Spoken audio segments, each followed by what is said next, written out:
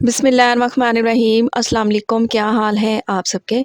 तो दावत में मेहमानों को इम्प्रेस करना है या फिर बजट में रहते हुए अपनी फैमिली को ही दावत देनी है, तो मेरी ये आज की रेसिपी आप लोगों के बड़े ही काम आने वाली है। सिर्फ़ आधा किलो चिकन से आप एक डिश भरकर ये चटखारा कबाब बनाकर तैयार कर सकते हैं, जो वाकई चटपटे और चटखारादार हैं।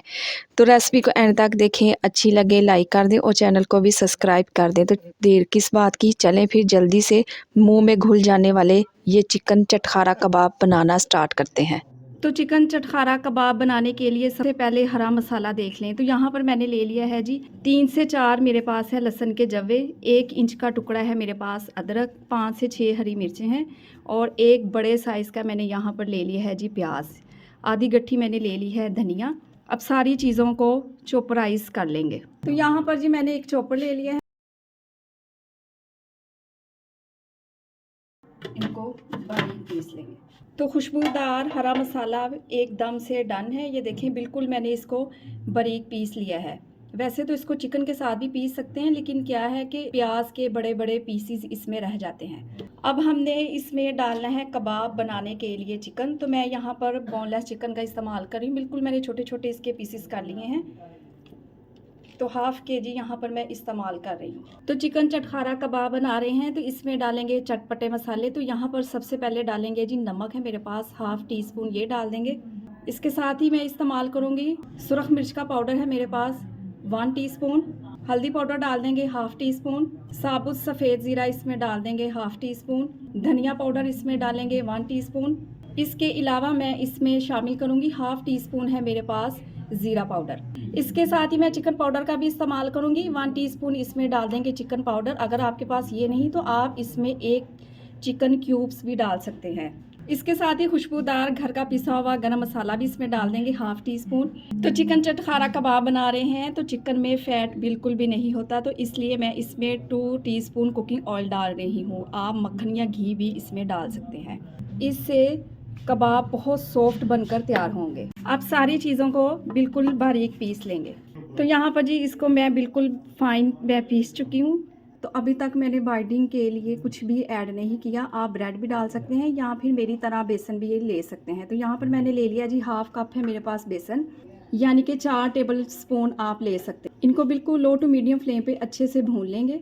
तो यहाँ पर जी इसको कलर देने की ज़रूरत नहीं, जैसे इसकी कच्ची स्मेल ख़त्म हो जाए, इसमें से अच्छी सी खुशबू आने लगे तो बस जी इसे उतार लेंगे। तो भुना हुआ बेसन इसमें शामिल कर देंगे। बेसन डालने से कबाब बहुत खुशबूदार बनकर तैयार होंगे। और अब इसे अच्छे से मिक्स करेंगे। और अब आप लोग ज़रा मटीरियल चेक करें चटखारा कबाब का। तो कबाब बनाने के लिए मटीरियल एकदम परफेक्ट है।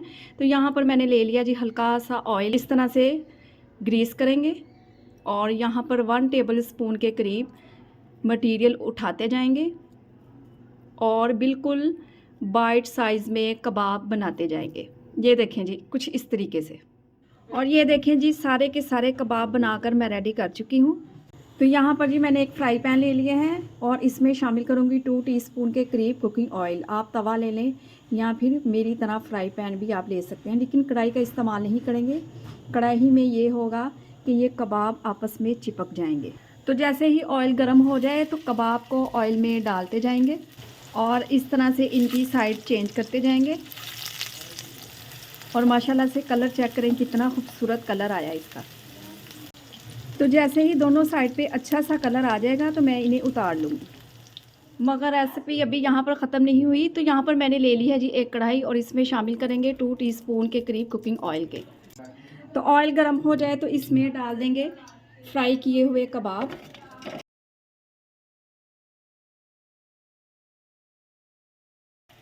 तो इसके साथ ही मैं इसमें शामिल करूँगी 1 कप है मेरे पास दही, अच्छे से फेंट कर ये इसमें डाल देंगे। देखिए अगर हल्की फुल्की सी इसमें कसर रह जाएगी तो वो इस स्टेज पर पूरी हो जाएगी।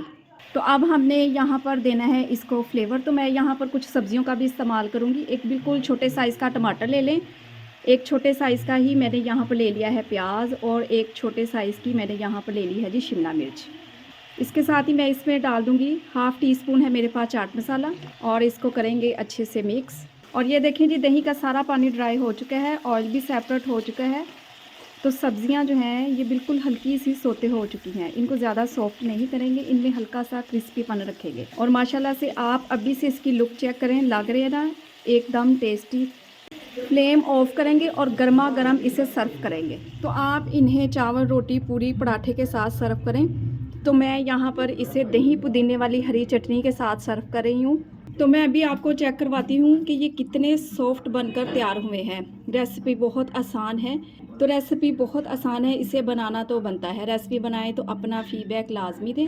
अपना बहुत सारा ख्याल रखें, मुझे अपनी दुआओं में याद रखें। मुझे दीजिए इजाज़त। अल्लाह हाफिज़।